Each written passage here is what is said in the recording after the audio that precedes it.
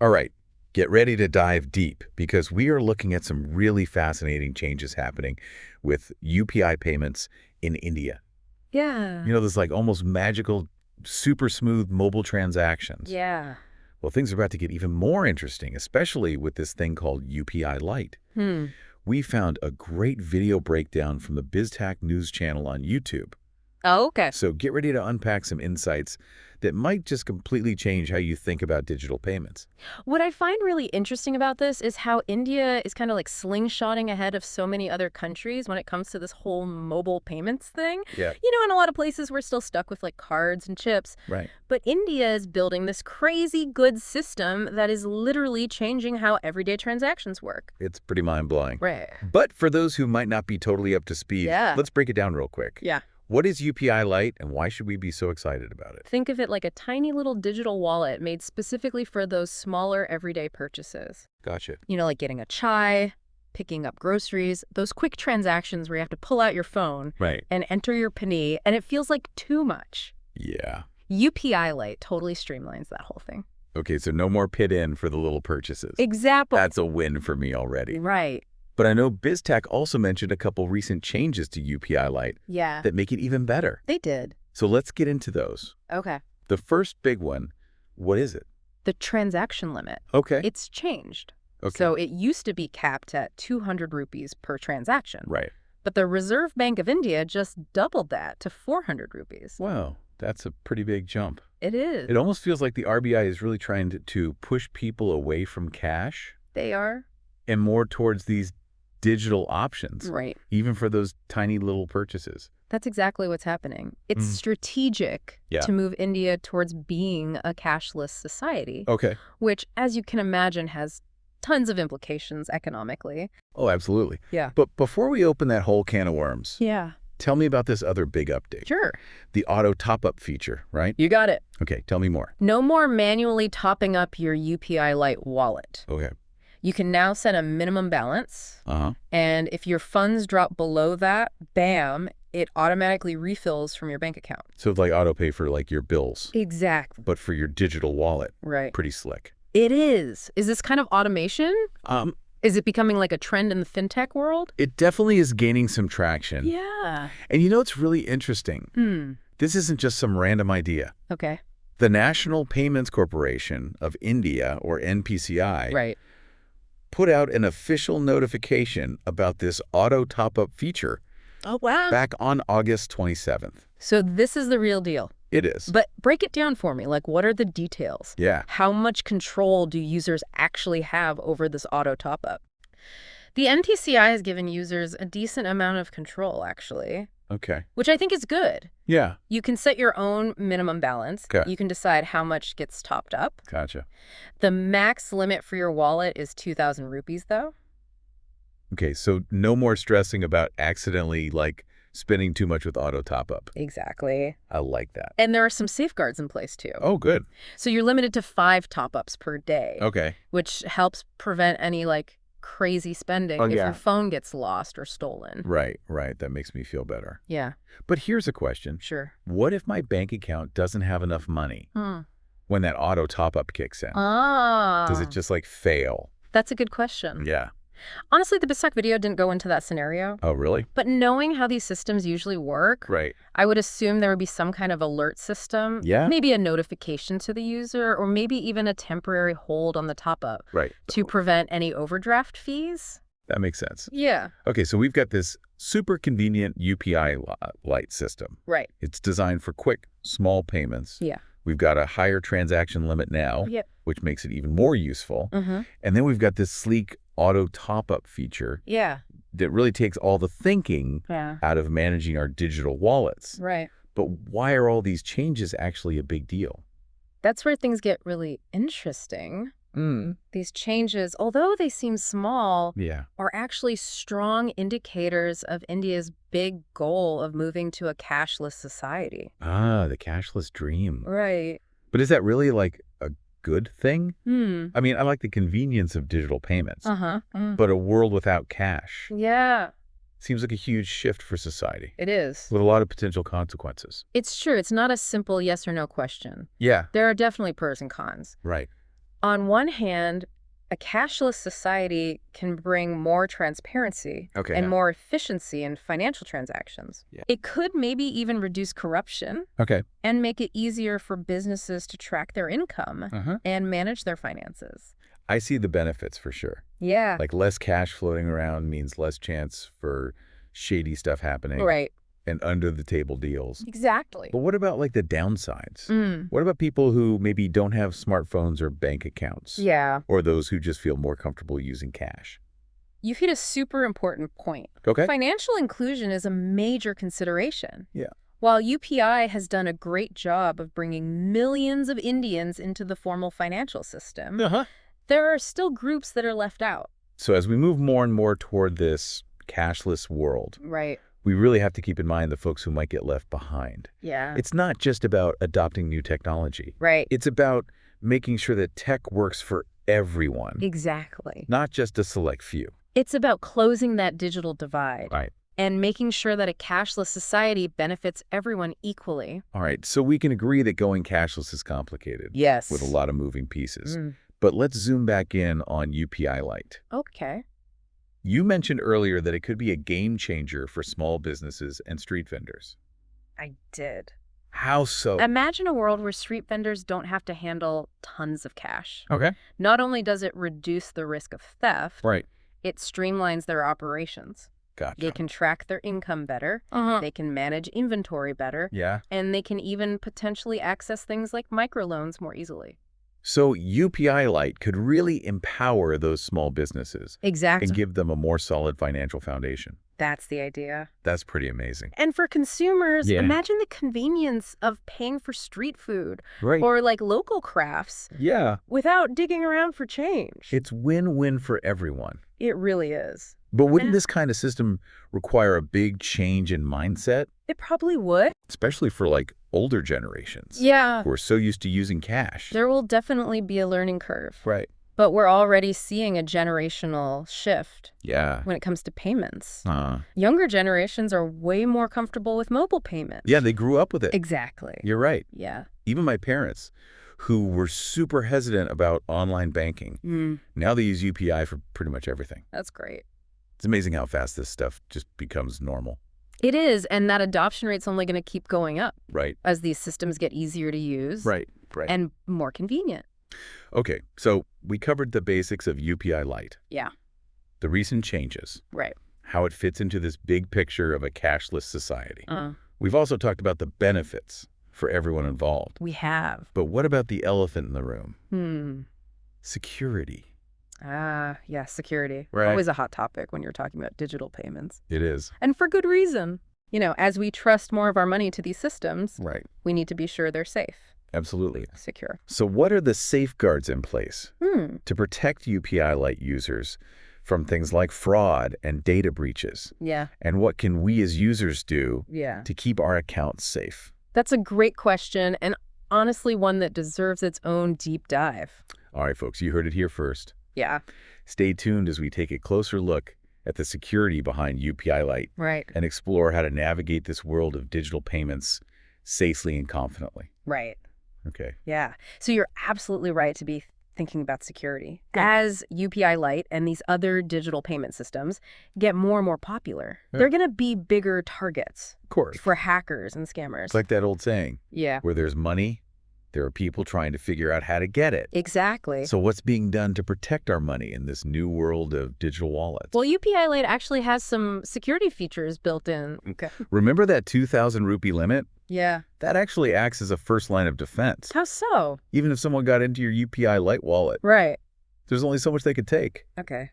That makes me feel a little bit better. Good. But what about the bigger picture? Mm. What about the overall UPI system? Yeah. Is that secure enough to handle like millions of transactions every day?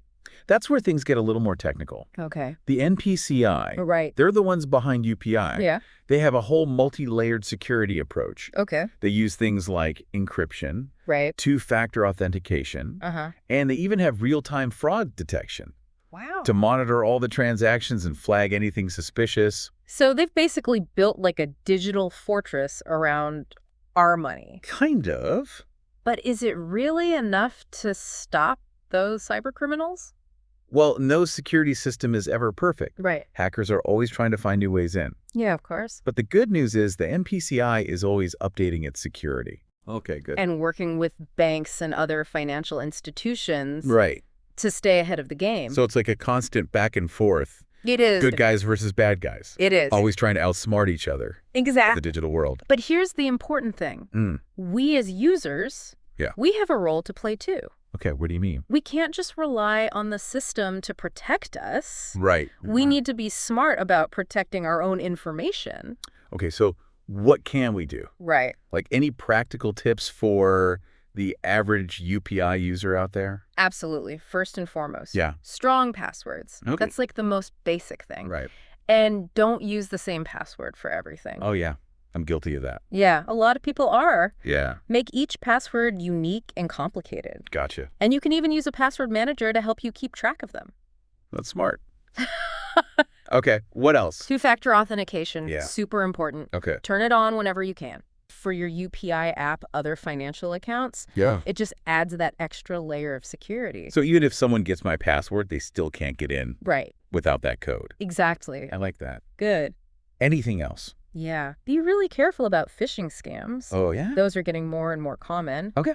Basically, scammers try to trick you into giving them your personal information Right. through fake emails or Correct. text messages Uh-huh. that look like they're from your bank or UPI provider. Yeah. So never click links Okay. or open attachments Gotcha. from sources you don't recognize. Right. And always double check before you give anyone any sensitive information. Right. If it seems fishy, it probably is fishy. Exactly. Okay, so strong passwords, two-factor authentication. Watch out for phishing. Yep.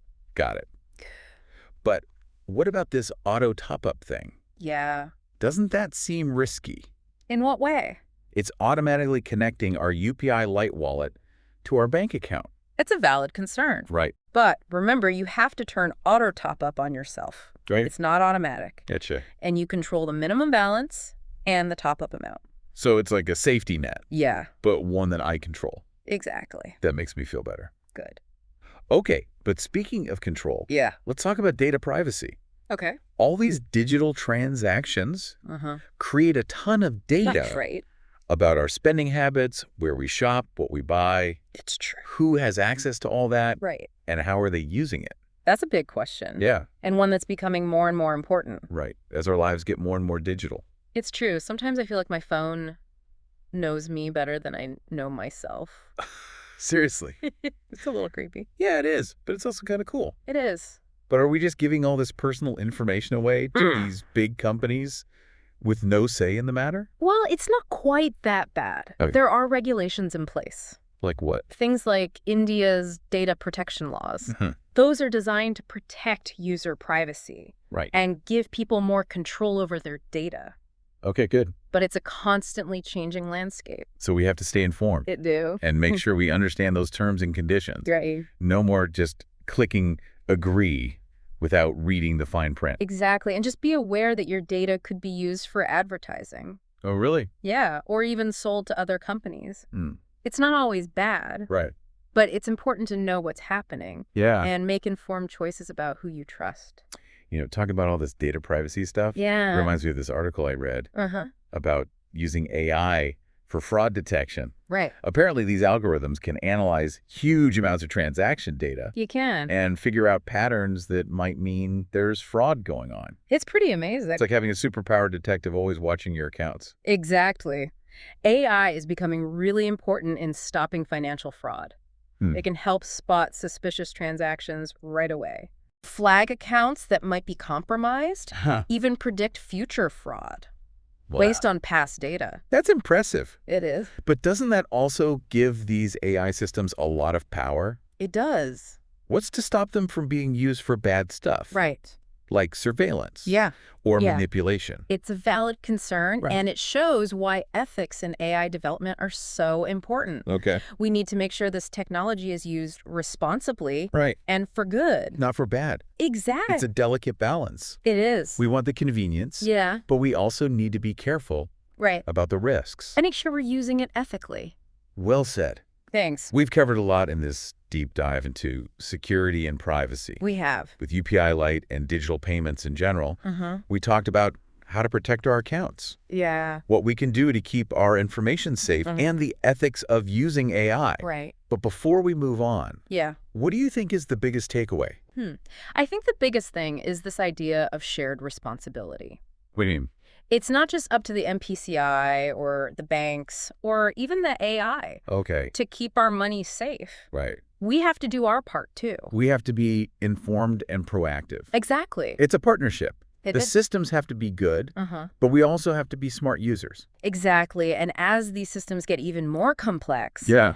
that partnership is going to be even more important. All right, so we've explored some of the potential problems with UPI Lite, We have. but let's not forget about all the good it can do, Right. especially for people who haven't really had access to traditional banking. Yeah. So we've talked about how UPI in general and now this UPI Lite are really pushing India towards a more digital economy. You're right.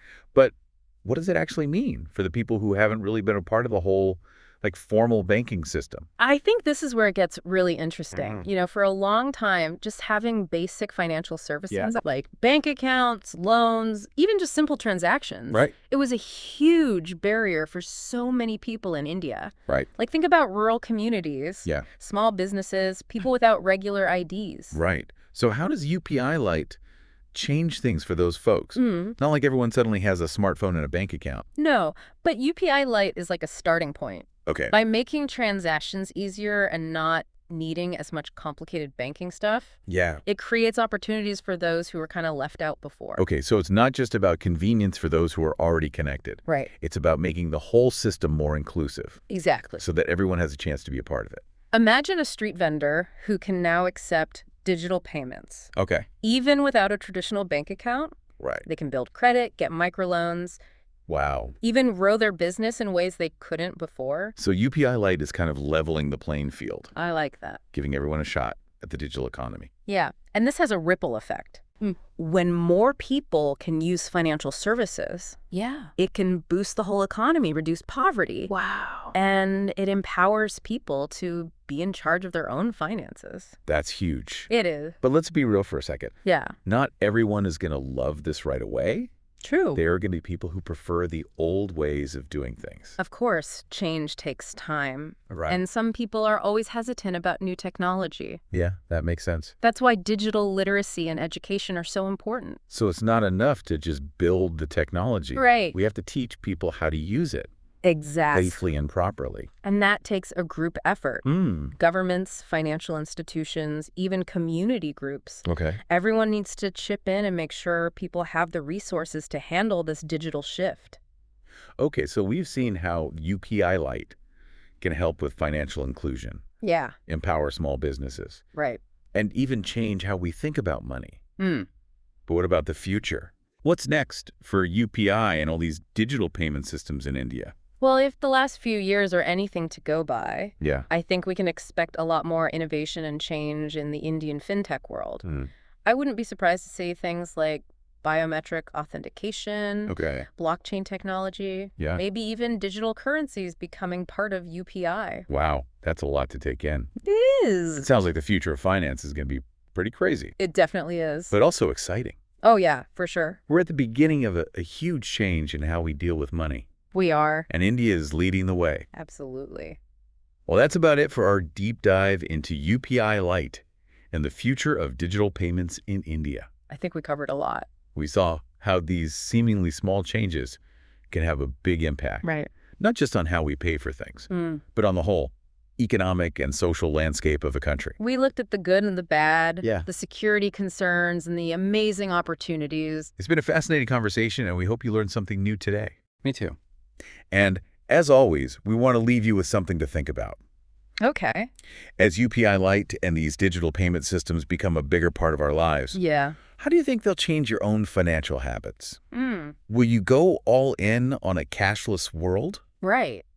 Or will you stick with the old ways of doing things It's a good question to ask yourself. as we navigate this ever-changing world of finance? For sure.